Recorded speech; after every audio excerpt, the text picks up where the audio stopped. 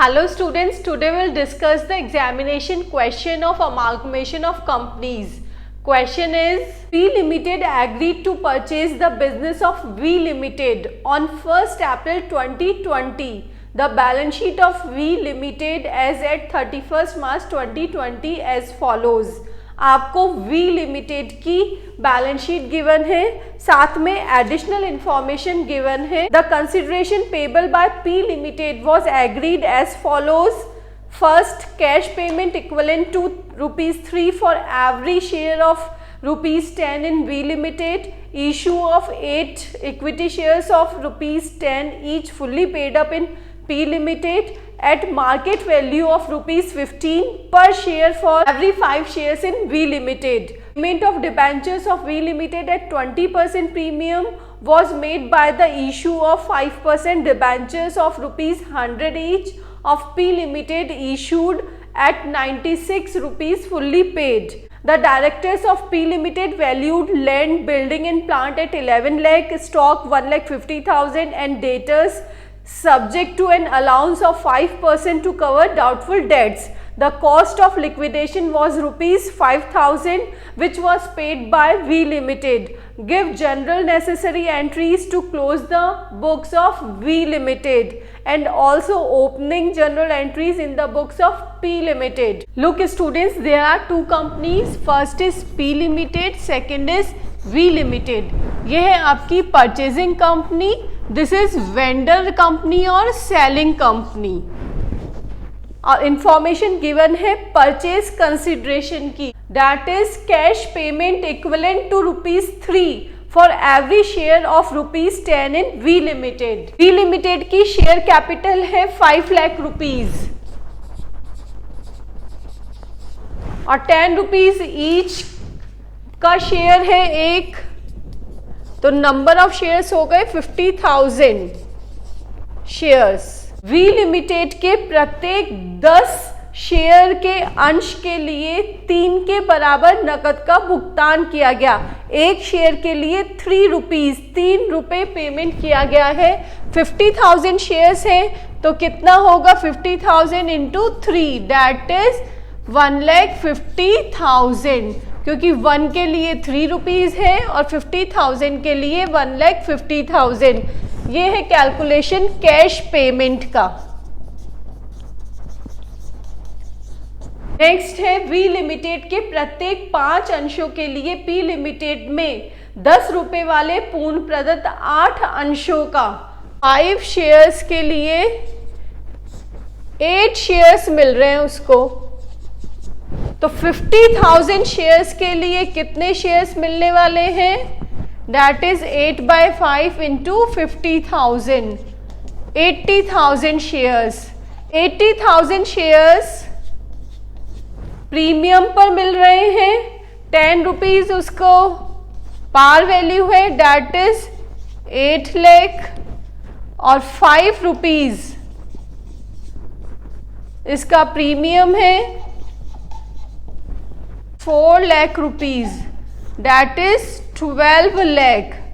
तो total purchase consideration के लिए क्या हो गया 1,50,000 plus 12 lakh, that is 13,50,000. This is the calculation of purchase consideration. आप डिबेंचर्स के लिए भी देख लीजिए. P लिमिटेड के ऋण पत्रों का 20% प्रीमियम पर भुगतान. डिबेंचर्स आपको दिए हुए हैं 1 लाख रुपीज के, 1 लाख रुपीज के 6% डिबेंचर्स है, तो इस पर 20% प्रीमियम लगेगा 20,000 और इधर है 1 लाख, दैट इज 1,20,000. 5% के कितने डिबेंचर्स हैं, तो इसके लिए टोटल अमाउंट आपको गिवन है और इशू वैल्यू भी है 96 गिवन. तो फॉर्मूला हो जाएगा number of debentures equals to total value of debenture divided by issue price of debenture. 1,20,000 divided by 96, that is 1250। Par value हो गई 100 रुपीज का है, 1250 और ये 00 100 का। अब इसमें डिस्काउंट की भी बात हो रही है क्योंकि 96 में तो डिस्काउंट वैल्यू आ जाएगी। नंबर ऑफ शेयर्स है ये और 4 रुपीज है क्योंकि 96 पूर्ण प्रदत्त माना गया है, तो इंटू 4 कर देंगे इसको, that is 5000। Calculation of purchase consideration ये हम ऊपर कैलकुलेट कर चुके हैं, 13,50,000। Amalgamation in the nature of purchase की एंट्रीज का सीक्वेंस फिक्स है। फर्स्ट आती है असेट्स को ट्रांसफर करने की एंट्रीज, तो इसमें असेट्स आपको बैलेंस शीट में गिवन है जिसको कि हम रियलाइजेशन में ट्रांसफर करते हैं। Realisation account debit to land and building and plant, to stock, to sundry debtors, to bank. ये क्वेश्चन में आपको गिवन है। This is in the books of V limited. 5,80,000 का प्लांट एंड मशीनरी गिवन है, stock है 1,60,000 का, debtors है। अब बैंक में इसमें जो लिक्विडेशन एक्सपेंसेस है उसका पेमेंट भी वी लिमिटेड ने किया है, जो कि हमें साफ साफ इंफॉर्मेशन में गिवन है। तो इसको हमने कैश में से लेस कर दिया। 40,000 माइनस 5,000 के जो एक्सपेंसेस थे दैट इज 35,000, इनका टोटल हो गया 8,95,000। अब जो भी हमारी करंट लाइबिलिटीज हैं और स्टैट्यूटरी फंड्स है उसको भी हम ट्रांसफर करेंगे। इसमें गिवन है करंट लाइबिलिटीज क्रेडिटर्स की और स्टैट्यूटरी फंड है इन्वेस्टमेंट अलाउंस रिजर्व, 30,000 से दोनों को ट्रांसफर कर दिया रियलाइजेशन में। परचेज कंसिडरेशन का कैलकुलेशन ऊपर हो चुका है, तो नेक्स्ट एंट्री होगी परचेज कंसिडरेशन ड्यू की। P limited account debit to realisation 13,50,000 से। अब परचेज कंसिडरेशन रिसीव की जो कि कैश पेमेंट और इक्विटी शेयर में है, तो बैंक में आ गया 1,50,000 और equity shares in P limited 12 lakh से। नेक्स्ट एंट्री जो भी हमारी करंट लाइबिलिटीज बची हैं उनको हम ट्रांसफर कर देंगे रियलाइजेशन में। डिबेंचर्स है जिसको कि रियलाइजेशन में ट्रांसफर कर दिया 1 lakh. Most of the items हम रियलाइजेशन में ट्रांसफर कर चुके हैं। उसके बाद में हमारे पास बचा equity share capital, general reserve and surplus. तीनों आइटम्स को ट्रांसफर किया जाता है इक्विटी शेयर होल्डर्स में। अमाउंट क्वेश्चन में गिवन है 5 लाख, 1 लाख और 80,000। लिक्विडेशन एक्सपेंसेस पे किए गए हैं वी लिमिटेड से, वो आ गए हैं यहाँ पे। अब आपने जितनी भी लाइबिलिटीज और असेट्स थी सबको रियलाइजेशन में कर दिया ट्रांसफर। उसके अलावा पीसी का भी आपने एडजस्टमेंट कर दिया। अब हम रियलाइजेशन अकाउंट का बैलेंस फाइंड आउट करेंगे। तो इन एंट्री से सबसे पहले हम रियलाइजेशन अकाउंट बना रहे हैं। This is realisation account. Realisation account में सारी असेट्स ट्रांसफर हो गई हैं। नेक्स्ट यहाँ पे लाइबिलिटी ट्रांसफर है, ये पीसी, इधर डिबेंचर्स, एक्सपेंसेस का पेमेंट इधर आ गया है।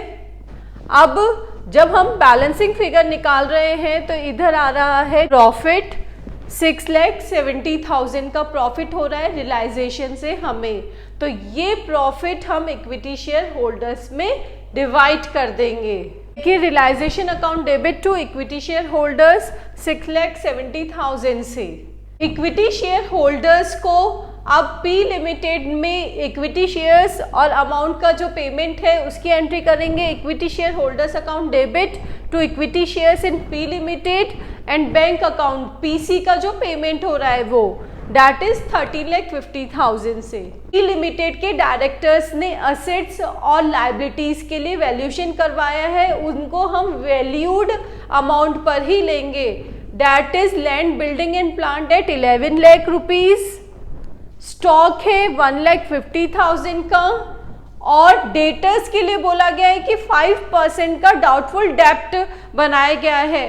तो डेटर्स क्वेश्चन में गिवन है हमें 1,20,000 के, तो इसका 5% दैट इज 6,000 रुपीज का प्रोविजन फॉर डाउटफुल डेट्स है। उसके अलावा जो भी असेट्स हैं उनको हम वी लिमिटेड की वैल्यू पर ही लेंगे। बैंक अकाउंट 35,000 से, क्रेडिटर्स 90,000, डिबेंचर्स 1,20,000 बोला गया है वहाँ पे आपको कि 20% प्रीमियम पे हुआ है इनका।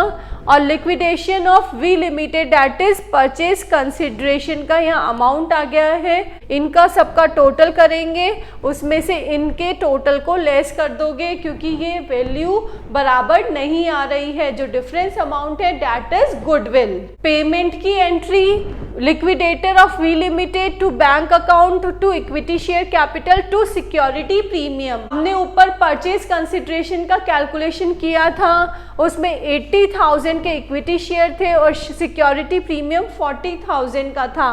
टोटल मिला के ये हुआ था 12 लाख।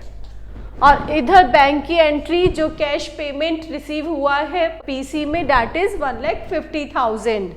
नेक्स्ट एंट्री डिबेंचर्स की, इसको भी हमने ऊपर डिस्कस किया था। 6% डिबेंचर्स है 1,20,000 के। डिबेंचर्स 1250 जिसको 100 से मल्टीप्लाई किया था 125,000 और 4 रुपीज़ डिस्काउंट है ये। नेक्स्ट एंट्री है हमारी स्टैट्यूटरी रिजर्व ट्रांसफर की जो कि अमालगमेशन एडजस्टमेंट अकाउंट से किया जाता है। तो amalgamation adjustment account debit to investment allowance statutory reserves taken over 30,000 in the books of P limited और वी लिमिटेड सारी एंट्रीज हो चुकी है।